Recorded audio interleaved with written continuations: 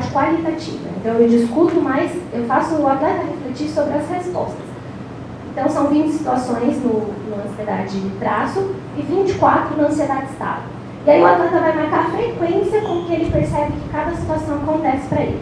Então aqui tem um exemplo. Perco oportunidades porque não consigo tomar decisões rapidamente. Se o atleta responder para mim que quase sempre ele perde oportunidades porque não toma decisões rapidamente, eu vou tentar entender. Tá, me dá um exemplo de uma oportunidade que você perdeu porque não tomou uma decisão rápida. Ah, na hora que era para fazer um chute, eu acabei, não fiquei perdido, não sabia para quem passar a bola, não chutei pro gol, fiquei nervoso ou coisa do tipo.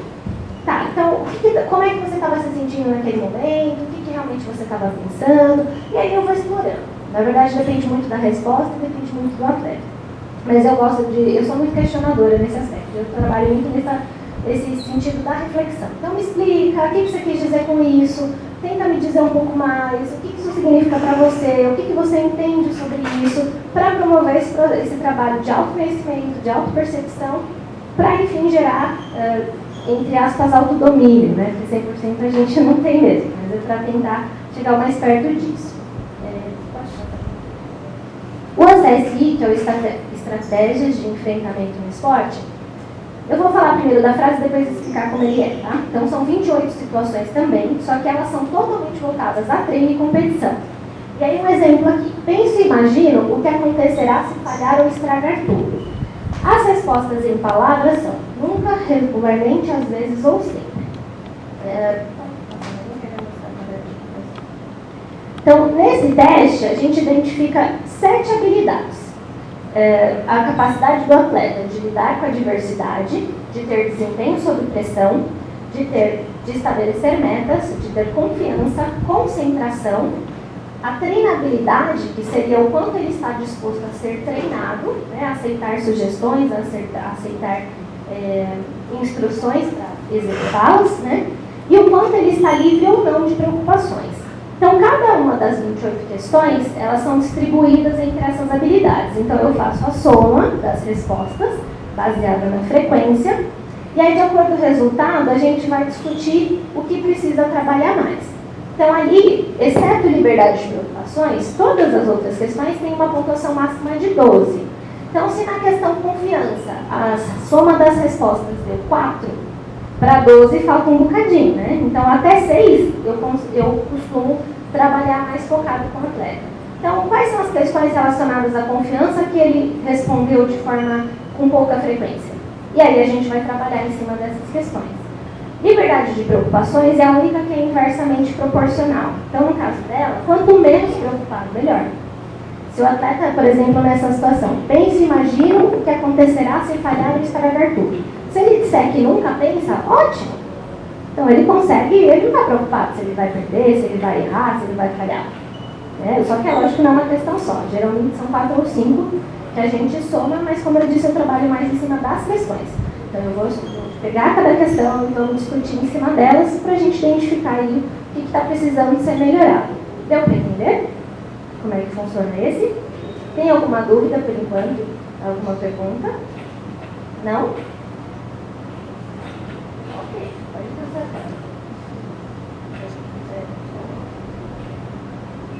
O POMS é o perfil dos estados de humor. Tudo está em inglês, mas a gente traduz, né? Então, aqui são 65 emoções e sentimentos. São sinônimos, né? Então, quando alguém for fazer, vai ver que tem várias coisas repetidas. Por quê? Porque essas palavras vão caracterizar como é que está o estado de humor desse atleta. Então, a gente tem 5 referências. Eu vou mostrar pela imagem que eu acho que fica mais fácil. Mas aqui só para esclarecer um pouquinho, para dar de exemplo, né? Então, entre as expressões que tem lá, esgotado, inquieto, alegre, desorientado e confiante. Sempre aquela frequência. Então, o atleta vai marcar o quanto você se sente esgotado. Nada, um pouco, mais ou menos, bastante ou extremamente. E a partir também de uma somatória a gente vai discutir. Eu vou deixar para mostrar a imagem, mas fica mais fácil de esclarecer. Pode passar aqui.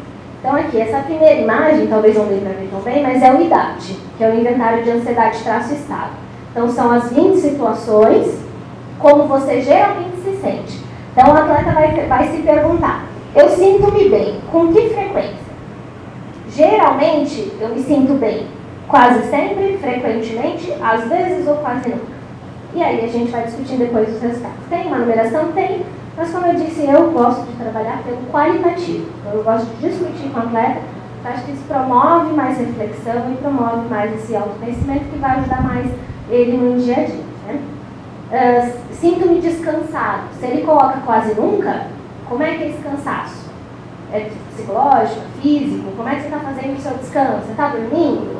E aí a gente às vezes descobre coisas que nem faz ideia. De repente por ali a gente pega questões físicas. Às vezes já teve uma atleta que eu sugeri procurar um endocrinologista porque eu comecei a achar que ela tivesse um problema de tireoide, porque não estava batendo algumas respostas que ela dava, não faziam sentido com o que ela apresentava.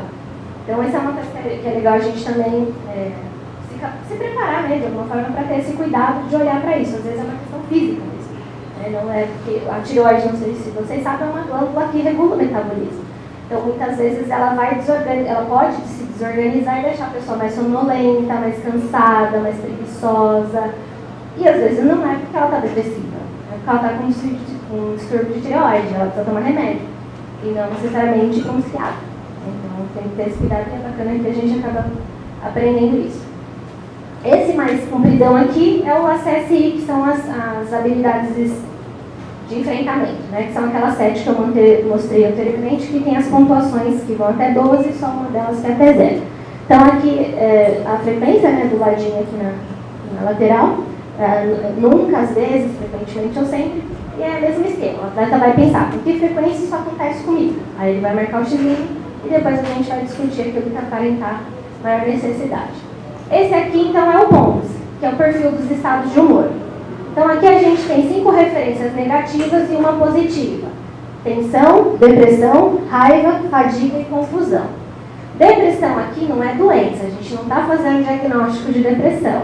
Digamos que é um estado de humor depressivo. Então, é um momento em que eu estou mais triste, mais chateado, mais apático. E aí tem lá a quantidade de sinônimos, que é para realmente, digamos, confirmar essa sensação, quanto ela está presente. Então, a gente tem esses 5 negativos e o único positivo é o vigor, que está aqui no meio.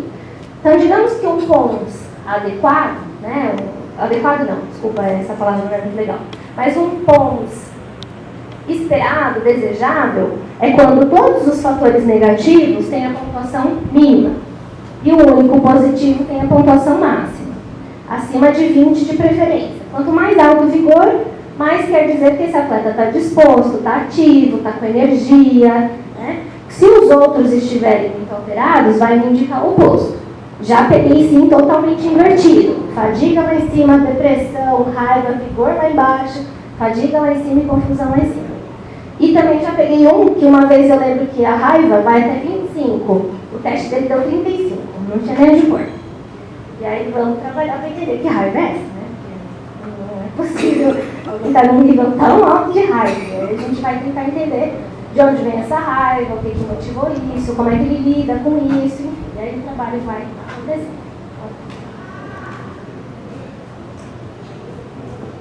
Então, complementando, a preparação mental envolve técnicas e atividades direcionadas à reflexão, autoconhecimento, identificação de emoções e sensações e mudança de comportamento, que é justamente o trabalho básico que a gente começa fazendo, geralmente, é o de psicoeducação. Então, quando o atleta fala para mim, eu estou muito ansioso, a primeira pergunta que eu faço é, o que é ansiedade para você? Porque há uma tendência, até por desconhecimento, da gente misturar as sensações, as emoções, os sentimentos. Então, às vezes ele fala, estou nervoso, mas seu nervoso é raiva ou seu nervoso é ansiedade? Às vezes eu até sou chata, eu acho, nesse aspecto, que eu fico perguntando 50 vezes para realmente ter mais respostas. Que é para favorecer esse processo. Quanto mais eu me compreendo, mais fácil fica lidar com o que eu sinto. Então, esse é um primeiro passo. Está dentro também da inteligência emocional. Quando eu reconheço os meus sentimentos e consigo administrá-los, eu consigo perceber o sentimento alheio e administrar os dois. E aí facilita a minha convivência, inclusive, com as pessoas. Né? Então, dentro da parte esportiva, eu também faço nesse sentido. Então, vamos refletir sobre o que você está me dizendo, a atenção e concentração, o que é um, o que é outro, eu vou explicar um pouquinho depois. Quando eu falo que eu fico muito... De novo, a principal questão que geralmente surge é a ansiedade, a concentração, a questão dos erros, a frustração, as expectativas, né? E aí a gente vai explorando. Teve uma vez, eu não lembro com qual modalidade foi, mas que os atletas, eu fui fazer uma palestra, se eu não me engano, e depois eu pedi para eles me dizerem o que eles tinham de necessidade, porque eu podia tentar ajudá-los, né? E a maioria tinha um discurso assim, eu não tenho confiança, desculpa, lembrei a situação agora. O grupo estava reunido, eu fiz a palestra e depois eu fiz uma pequena conversa com cada um. E todos eles, ou a grande maioria, vinha com essa conversa. Eu não tenho confiança, eu não tenho confiança, eu não tenho confiança. Aí eu ia investigando, mas quantas competições você participou esse ano? Quais foram os seus títulos? O que você conseguiu? E aí eu fazendo outras perguntas e usando esses questionários, eu vi que a maioria não estava batendo. Falei, tem alguma coisa errada aqui, né? Não é comum que todo mundo se sinta pouco confiante. Tem algo errado. Eles conseguem medalha, eles conseguem título. Onde está faltando a confiança? Não está bem, entendendo. E aí, conversando com os técnicos, tinha um técnico preparador físico, a gente conversando um pouco, né, sobre essas demandas e tal, eu percebi que, na verdade, isso era um discurso deles. Que de tanto eles enxergarem isso, os atletas assumiram. E quase todos estavam vestindo essa roupa. Não tenho confiança. E aí eu comecei a sinalizar para cada um. Falei, então, mas em tal situação, você falou isso. E eu fui apontando para mostrar essa controvérsia. E foi interessante, porque a maioria começou a ter um estado, tipo, é mesmo, eu acho que eu tenho confiança. E ele começou, aí eu conversei com os técnicos, orientei eles, para ter esse cuidado de como expressam o que eles percebem. Porque às vezes também está distorcido. Justamente por não compreender muitas vezes o que cada coisa significa. Então, é interessante isso. Muitas vezes, às vezes, o atleta vem com uma frase pronta, eu já pergunto, essa roupa é sua ou é de alguém? Eu sempre uso essa expressão. E aí, como assim? Tá, você está me dizendo tal coisa. Você escutou isso de alguém ou você realmente elaborou essa informação? E a partir disso, a gente às vezes descobre que não é dele, que é de alguém. Às vezes é mesmo, mas às vezes não. Então, é interessante de ter esse... Por isso que eu gosto de fazer perguntas, de estimular essa reflexão, porque a gente vai descobrindo muita coisa e vai facilitando, né, esse trabalho de autoconhecimento para ter melhor desempenho. E também trabalhar com o estabelecimento de metas, tanto para treinos quanto para competições. Atletas de natação, uma época, eu fazia com eles, eram mais adolescentes na época, e a gente fazia assim, eu anotava por uma folhinha quais eram as expectativas que eles tinham. Então, como eles, primeiro, eu sempre focava em expectativa de desempenho, tem essa diferença também, né, desempenho e rendimento, resultado. Então, o que você espera ter de desempenho? Eu quero nadar bem. O que é nadar bem? É muito genérico falar que você quer jogar bem, que você quer lutar bem. Isso para mim é muito amplo. O que isso significa?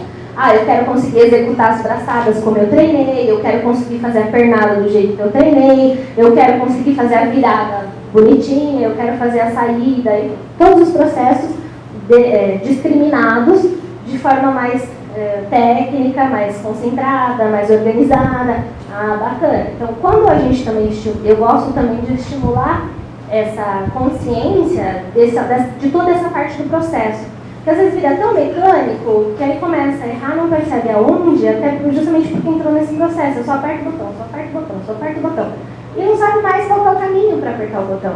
E às vezes isso faz diferença para ter essa compreensão, porque o adversário muda, a gente muda, principalmente quando a gente fala de adolescente, né? Vai crescendo, o corpo muda, a força muda, as capacidades mudam, a concentração muda, vem uma namorada e estraga tudo, né? Aí geralmente dá um problema, ou um namorado, né? Porque aí mexe com a parte hormonal, e aí já não quer mais treinar, ou começa a treinar bagunçado. Então tem uma série de coisas para serem compreendidas. E quando a gente fala de adulto, né, por exemplo, pensando num público de adultos que treinam, competem, mas não vivem só de treinos, às vezes sai do emprego, ou tem problema com o chefe, isso vai ter uma alteração. Então a gente pode até usar isso para trabalhar a questão de metas. Então, bom, hoje você não está numa condição melhor, numa condição tão boa, melhor dizendo, mas tem uma competição. O que você acha que consegue executar? Vamos pensar numa meta mais próxima da realidade. Porque às vezes eu não estou na mesma condição de mês passado. Mês passado talvez eu estivesse voando.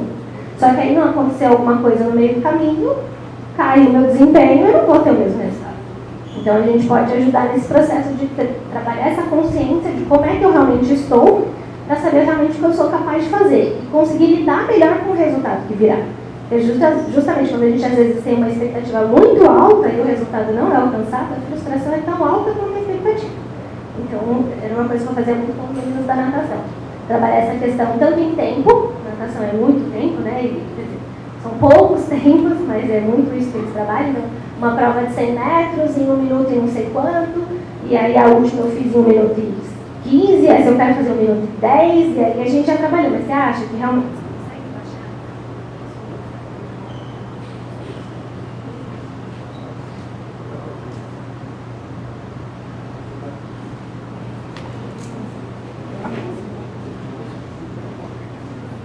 Alô? Até aproveitando uma pergunta para fazer. Essa questão de estabelecimento de metas, isso é uma coisa do atleta ou é algo que vem do treinador? Como é que é isso? Porque às vezes o atleta tem uma meta que ele se impõe, né? Como é que você trata isso?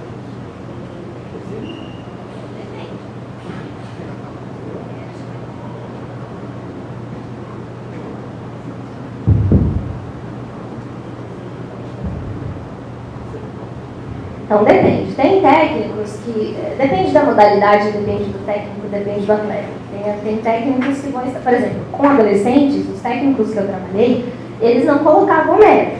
Eles só esperavam o desempenho. Eu quero que você consiga executar o que você treinou. Não importa se o seu tempo vai ser o mesmo, se o seu tempo vai ser baixo, se o seu tempo vai ser alto. Eu quero que você faça o que você treinou. Pelo menos a maioria dos que eu trabalhei na natação, essa era a maior... exigência. Na luta também, no caso, aí como eu falei, depende. Se o atleta está indo para disputar, por exemplo, uma seletiva que vai levar ele para o Pan-Americano, ele não tem muita opção. Ou ele alcança aquele resultado do Pan-Americano, ou ele corre risco realmente de não conseguir aquele resultado. Geralmente é um primeiro ou segundo lugar, dependendo da modalidade, né? Geralmente eu tento conversar com os técnicos justamente para entender como é que é o processo do técnico de trabalho com esse atleta. E aí eu tento auxiliar, se o atleta, por exemplo, vem com uma meta, eu quero ser campeão mundial no ano que vem. Ok. Em que ano estamos e em que fase estamos? Primeira coisa. Quantas competições você tem que passar? Porque tem muitas modalidades são classificatórias. Então, quantas classificações você tem que alcançar para conseguir chegar nesse mundial? Vamos por etapa? Então, qual a primeira meta? A primeira competição. Não adianta pensar no mundial se eu não fiz brasileiro. Ou se eu não fiz paulista, enfim, cada modalidade tem suas relativas competições. E aí eu vou administrando junto com o atleta, mas sempre tentando puxar isso para ele, de como é que você realmente está se sentindo, justamente para administrar expectativa, ansiedade e frustração. Como eu disse, quanto maior a expectativa, quando não atingida, geralmente tão grande é a frustração. E às vezes isso vai atrapalhar muito mais o atleta do que se ele se organizar para pensar numa meta mais plausível para o momento e fazer uma coisa de cada vez. A satisfação, inclusive, acaba sendo maior, né? De sentir que está conseguindo subir os degrauzinhos devagar, mas está conseguindo subir bem aqueles degraus. Mas é que o atleta tem que ter uma meta, seja ela qual for. Pequena ou grande. Até faz parte do próprio esporte, né? Se eu vou fazer uma prática esportiva, ela já por si só, ela já me implica algum objetivo. Né? Na verdade, eu costumo destrinchar. O objetivo é o ponto final, é onde eu realmente quero chegar. Meta é o processo que eu vou chegar lá. Eu gosto de usar um conceito que é um pouco da parte organizacional, mas é a meta SMART, que são metas específicas, mensuráveis, temporáveis. Esqueci o significado de todas as palavras. Mas a ideia é essa, você realmente pensar o que eu realmente posso fazer nesse momento, o que eu realmente dou conta. Vou pegar um exemplo mais fácil. Pensar em peso, vai. Eu quero perder 10 quilos. Em quanto tempo? Em 4 meses. Isso equivale a quantos quilos por mês? Mas de que forma que você vai fazer isso? Quantas vezes para a academia você vai? Quantas horas você vai fazer? Qual atividade você vai fazer? Como é que vai ser a sua alimentação? Então, todas essas variáveis são as metas. O objetivo final é perder 10 quilos. Entendeu? Então, por si só, como eu disse, o atleta que vai escolher praticar alguma coisa, ele já vai com alguma ideia na cabeça. E aí a gente só vai organizar. Se é uma meta, se é um objetivo, dentro do objetivo principal, quais serão as metas, então, para chegar nesse objetivo, e aí vai indo de acordo com o momento, né? Porque tem muita coisa envolvida. Então, é até difícil de falar muito pontualmente, porque tem muita variável. Deu para entender? Responde essa pergunta? Alguém mais tem pergunta? Quer fazer alguma colocação? Alguma coisa? vai entender o silêncio como algo muito positivo. Está todo mundo muito quieto.